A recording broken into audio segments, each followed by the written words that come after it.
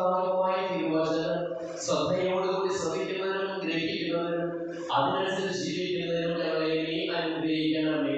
സകലതിനെയും നാഥാവിനേക്കും.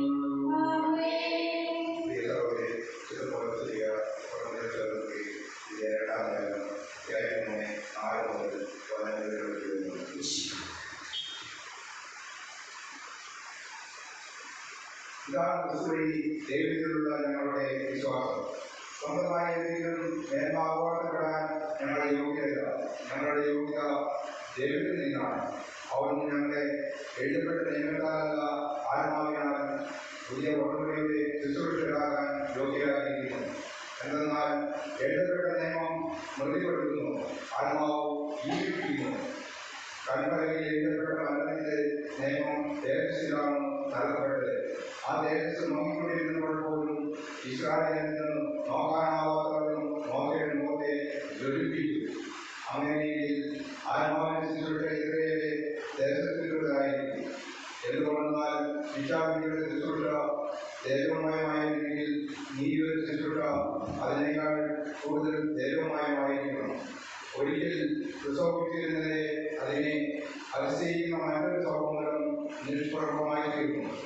Mummy മറന്നു പോയത് ദേശത്തുള്ളതായിരുന്നെങ്കിൽ നിലനിൽക്കുന്നത് തീർച്ചയായും അതിനേക്കാൾ ദേശത്തുള്ളതായിരിക്കണം.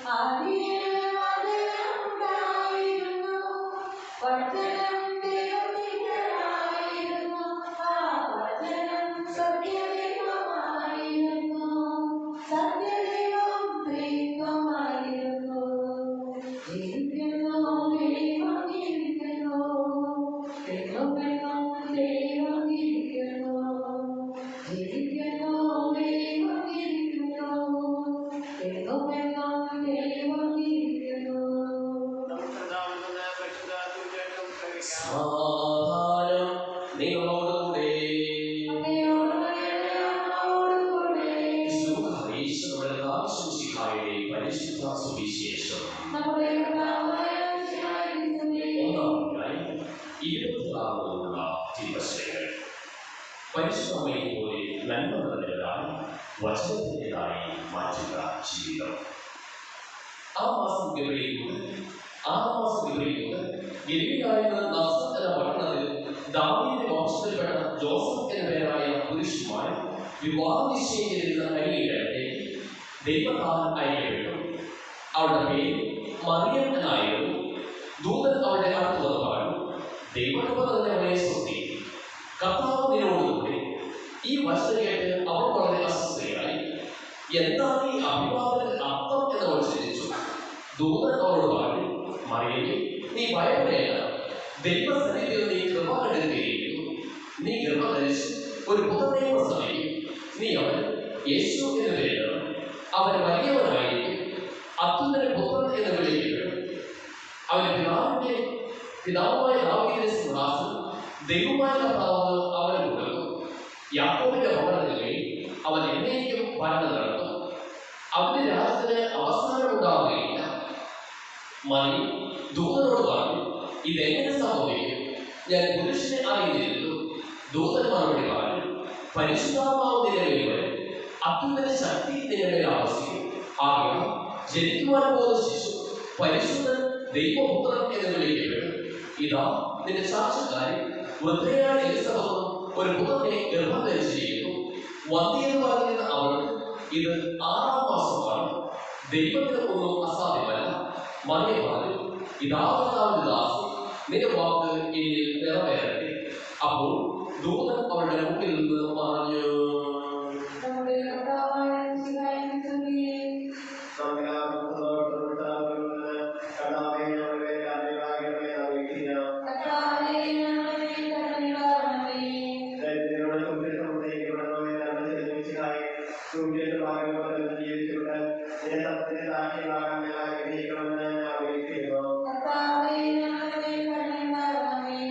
ഞങ്ങളുടെ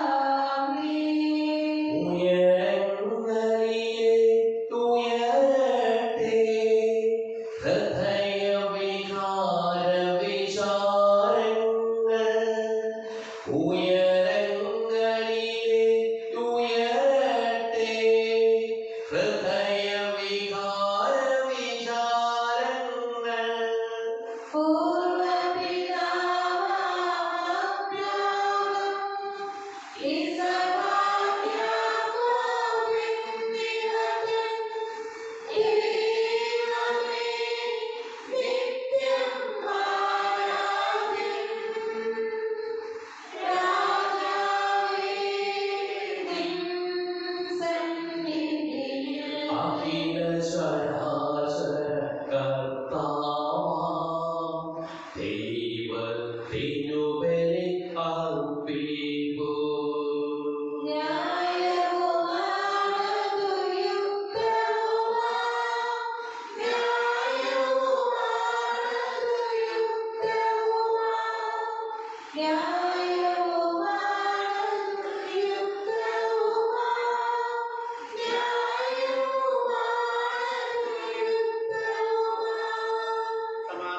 പിതാവ് പുത്രനും പരിശുദ്ധാത്മാവുമായ സർവ്വേശ്വരൻ അങ്ങയുടെ മഹത്വമേറിയതൊക്കെ സ്വർഗ്ഗവാസികളായ ഞങ്ങളും പതിനായിരങ്ങളും കുമ്പിട്ടാരാധിക്കുന്നു.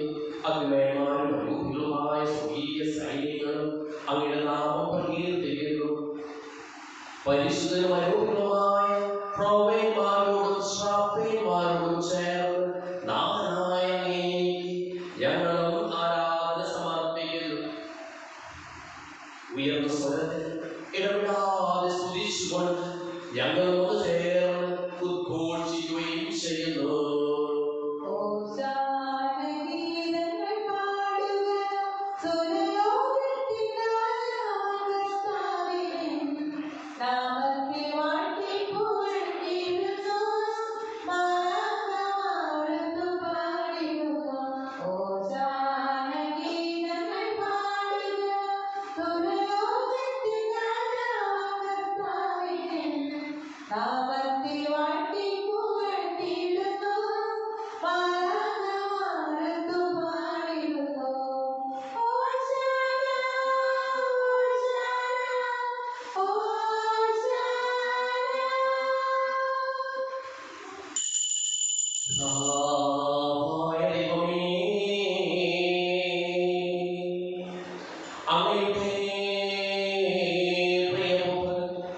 ഞങ്ങളെ പഠിപ്പിച്ചതുപോലെ അവിടുത്തെ വിഹാനുഭവത്തിന്റെ സ്മരണ ഞങ്ങൾ ആചരിക്കുന്നു.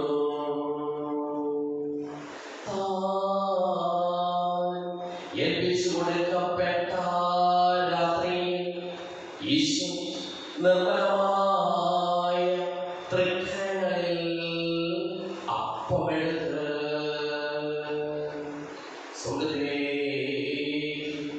ആരാധനായ പിതാവേ അങ്ങയുടെ കണ്ണുകൾ ഉയർത്തി വാഴ്ത്തി വിഭജിച്ച് ശിഷ്യന്മാർക്ക് നൽകിക്കൊണ്ടരുൾ ചെയ്തു. ഇത് പാപമോചനത്തിനായി നിങ്ങൾക്ക് വേണ്ടി വിഭജിക്കപ്പെടുന്ന എന്റെ ശരീരമാകും. നിങ്ങളെല്ലാവരും ഇതിൽ നിന്ന് വാങ്ങി ഭക്ഷിക്കുവിൻ.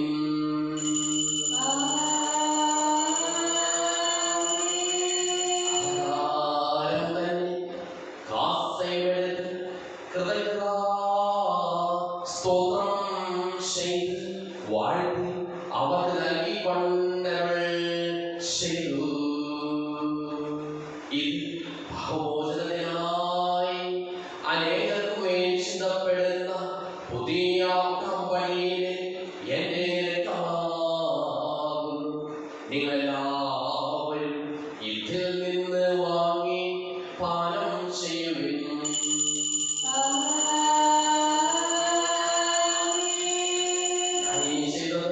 നിങ്ങളുടെ നാമത്തിൽ ഒന്നിച്ചു കൂടുമ്പോൾ എന്റെ ഓർമ്മയ്ക്കായി ചെയ്യുവിൻ.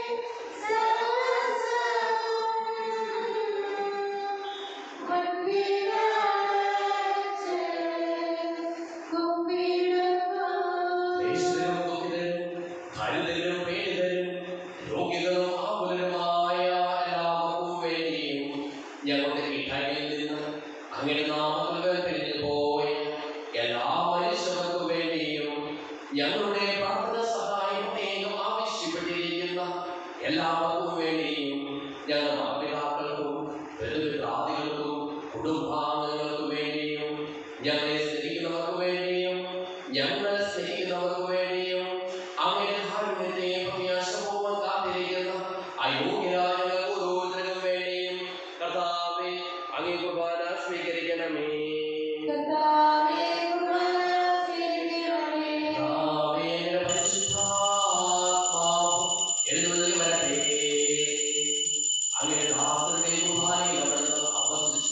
ഇതിനെ ആശീർവദിക്കുകയും പവിത്രീകരിക്കുകയും ചെയ്യട്ടെ. ഇത് ഞങ്ങൾക്ക് കടങ്ങളുടെ മോചനത്തിനും പാപങ്ങളുടെ മോചനത്തിനും മനുഷ്യരുടെ ഉയരത്തിലുള്ള വലിയ പ്രത്യാശയ്ക്കും അങ്ങേ പ്രീതിപ്പെടുത്തിയ എല്ലാവരും ഒന്നിച്ച് സ്വർഗ്ഗരാജ്യത്തിൽ ജീവിതത്തിനും കാരണമാകട്ടെ.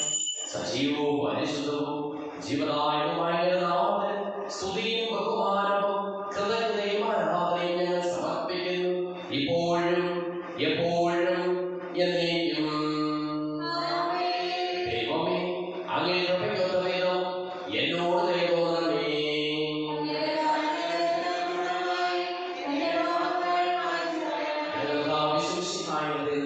സ്തുതിയും ആരാധനയും എപ്പോഴും ഉണ്ടായിരിക്കട്ടെ. സജീവവും ശിവദായകവുമായ ഈ തിരുശരീരവും തിരുരക്തവും സ്വർഗ്ഗത്തിൽ ഇറങ്ങിയതും ലോകത്തിന് മുഴുവൻ ജീവൻ നൽകുന്നതുമാകുന്നു.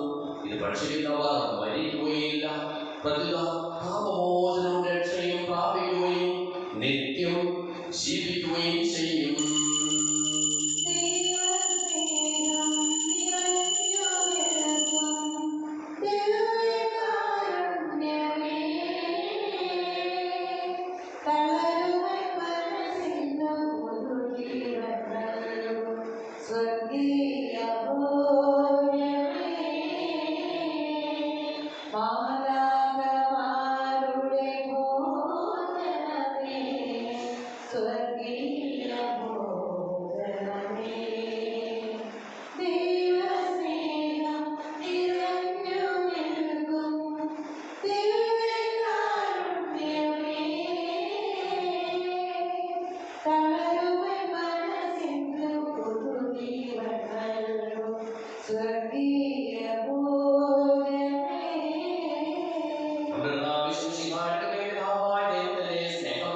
പരിശുദ്ധാത്മാവിന്റെ സഹവാസവും നാം എല്ലാവരോടും കൂടെ ഉണ്ടായിരിക്കട്ടെ, ഇപ്പോഴും എപ്പോഴും എന്നേക്കും.